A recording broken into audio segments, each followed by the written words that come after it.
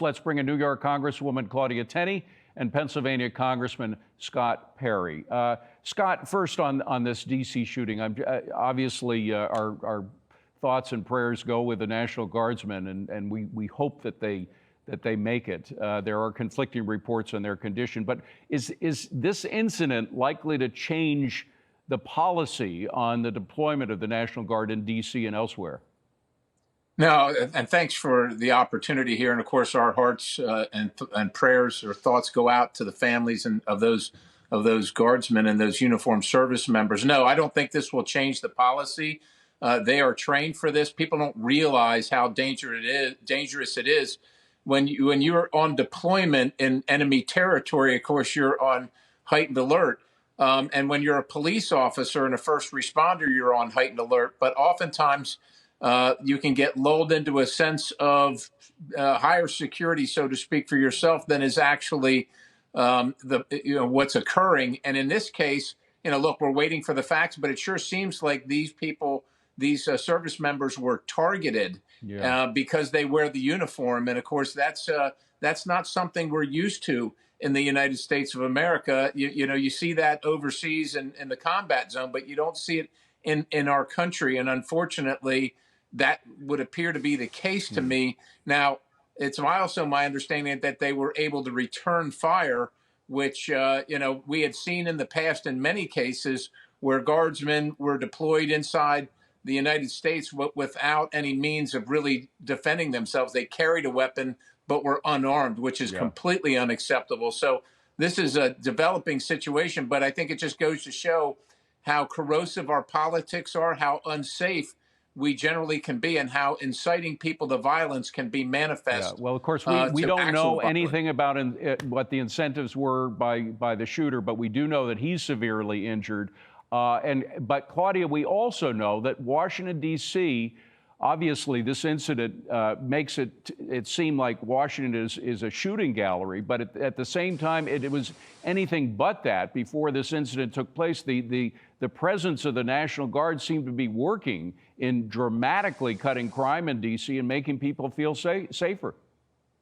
Yeah, that is absolutely true. I went on 2 walkarounds with the National Guard over this past several months that they've been here, and they've done a phenomenal job, and they're very much appreciated by the residents. The only real conflict that they described that they experienced was with left-wing protesters when they were at Union Station, who were, staging, against them, anti-police type of movements.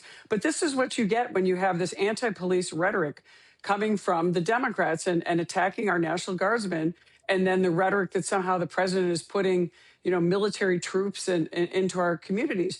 They've been very helpful. I'll tell you, I feel safe walking around D.C. with them there. And it's really important that we respect them. And also, the harsh penalties that should come to anyone that is threatening to kill or even, and as this shooter did, these people. But the incitement is what really concerns me. And you even saw, Democrats were all, talking about this over and over, attacking ICE, protesting ICE, and all they're trying to do is a very, very difficult job, and a very difficult job where they were getting much help from our National Guard. So this is a tragic situation. Obviously, my prayers to these families in West Virginia who lost their loved ones who are serving their nation. They probably, and of course they have regular jobs, and they're doing this, during the holidays. What a horrible thing to do, and to think that this type of rhetoric, possibly, we don't know for sure, has caused these people to commit a horrific crime against people who are serving honorably in our country. Well, again, we'll be hearing more details in about a half hour at a presser by the D.C. police. Scott, I want to bring it back to the economic issue and whether or not we're going to face another.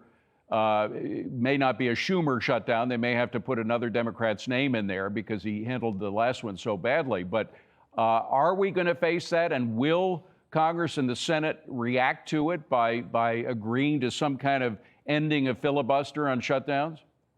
Well, I don't know if they're going to end the filibuster. I think it's certainly worthy of discussion, just as the president does. But all we do is hurt the nation when they literally shut this government down, of course, in October for 6-7 weeks because they don't like Donald Trump. You got to remember, the bill that Claudia and I voted for was essentially the same bill that Democrats all voted for in March. They just didn't like it in October because they thought that Trump might get a victory. That kind of gamesmanship and that kind of smallness, so to speak, is really bad for the American people. We get the politics of it. We don't have to tell it. We don't have to have them shut the government down to know that they don't like President Trump. But the American people are depending on us to do the right thing by them, work out our differences, and get after it. And so I sure hope that they're not planning to do that, and I hope that we're prepared for that. And when I say prepared for that, I think we need to have a reconciliation package ready if they try and shut the government down, that we can just move forward without them if that's how they want to, if that's how they want to play this game. Is that the way to go, Claudia? To have a complete, we just talked about it with an economic panel. Art Laffer wants to see another reconciliation package. Of course, we have more things that we need to accomplish. I mean, the first reconciliation package, that bill, the Trump's tax cuts that were renewed are fantastic. I mean, there's more in that bill than there were even in the 2017 tax cuts that do so much. Securing the border, helping, spur on economic growth that we need. There's just so much in that bill. It's very comprehensive. We need another reconciliation package. There's more that we need to do. But, the Democrats project everything they do. If you go around Capitol Hill, they've got people over politics all over their doors. Well, they're always about politics over people. And that's exactly what the shutdown was.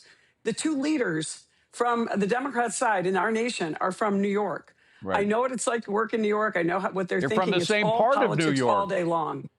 Yeah, the same little part of New York. And again, they seem to care more about getting their way than the effect it would have on the American people. They might have taken a full percentage point away from the GDP of the United States as a result of what they did, even though it failed. Guys, thank you so much for going with us with this breaking news. It's very important coming out of Washington. I know it bled into our other segment, but I do appreciate your concern and your prayers for those National Guardsmen who've been shot. Again, we're not certain of their condition. We'll be hearing more about that in about a half hour. Appreciate you being here. Have a good Thanksgiving.